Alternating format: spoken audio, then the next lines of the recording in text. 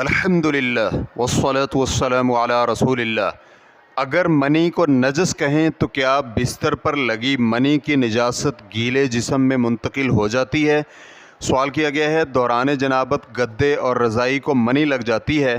میں منی کو نجس سمجھتا ہوں۔ اگر فرض کریں کہ یقینی طور پر منی بستر کو لگ گئی ہے تو میں یوں کرتا ہوں کہ اگر بستر پر منی لگ جائے تو میں اسے فوری نہیں دھوتا، کیونکہ اس کی نجاست حکمی ہے اور اس کے کوئی نشانات بھی نہیں ہوتے، اس لیے میں اسے یوں ہی چھوڑ دیتا ہوں۔ ایسا میں اس لیے کرتا ہوں کہ میں طلبہ کے ہمراہ ایک مشترکہ کمرہ میں رہتا ہوں، تو میرے لیے ہر بار بستر دھونا مشکل ہوتا ہے۔ اب ہوتا یوں ہے کہ میں اسی بستر پر بیٹھ بھی جاتا ہوں تو کبھی میرا جسم گیلا ہوتا ہے تو کبھی بستر گیلا ہوتا ہے، تو میں امام مالک رحمہ اللہ کے موقف پر عمل کرتا ہوں کہ حکمی نجاست منتقل نہیں ہوتی۔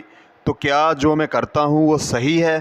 اور یہ بھی واضح کریں کہ کیا میری نمازیں صحیح ہیں، کیونکہ میں اسی لباس میں نماز ادا کرتا ہوں جس میں اپنے بستر پر بیٹھتا ہوں۔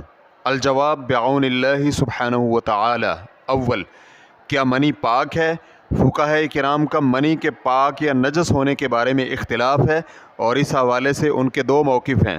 چنانچہ امام شافعی اور احمد کے ہاں منی پاک ہے، ان کا موقف دلیل کے لحاظ سے قوی ہے، جبکہ امام ابو حنیفہ اور مالک کے ہاں منی نجس ہے۔ جس وقت انسان کو احتلام ہو تو منی کو نجس قرار دینے کی صورت میں بھی بہت کم ایسا ہوتا ہے کہ منی بستر کو لگ جائے، کیونکہ عام طور پر منی کپڑوں میں ہی رہ جاتی ہے، باہر نہیں نکل پاتی۔ اس لیے وسوسوں سے بچیں، کیونکہ وسوسے بذات خود بیماری اور بری چیز ہیں۔ اور اگر فرض کر لیں کہ بستر کو منی یقینی طور پر لگ گئی ہے، تو جب منی خشک ہو گئی اور انسان اس پر خشک ہونے کے بعد بیٹھا تو پھر انسان نجس نہیں ہوگا، الا یہ کہ انسان کا جسم گیلا ہو یا بستر گیلا ہو، لہٰذا دونوں خشک ہوں تو نجاست منتقل نہیں ہوتی۔ مالکی فقہاء کرام کا موقف ہے کہ اگر عام پانی کے علاوہ کسی اور چیز کے ذریعے نجاست ہٹائی جائے تو نجاست منتقل نہیں ہوگی، چاہے گیلا پن موجود بھی ہو۔ جیسے کہ مالکی فقیہ امام خلیل کہتے ہیں، اگر نجاست عام پانی کے علاوہ کسی اور چیز سے ہٹائی جائے تو اب اس جگہ پر جو چیز بھی لگے تو وہ نجس نہیں ہوگی۔ ریفرنس کے لیے دیکھیے مختصر الخلیل۔ حطاب رحمہ اللہ مختصر الخلیل کی شرح مواہب الجلیل جلد نمبر 1 صفحہ نمبر 165 میں کہتے ہیں، جس وقت نجاست عام پانی کے علاوہ کسی اور چیز سے زائل کی جائے، چاہے پانی ملا ہوا کوئی محلول ہو یا سرکے وغیرہ جیسا کوئی سیال مادہ ہو،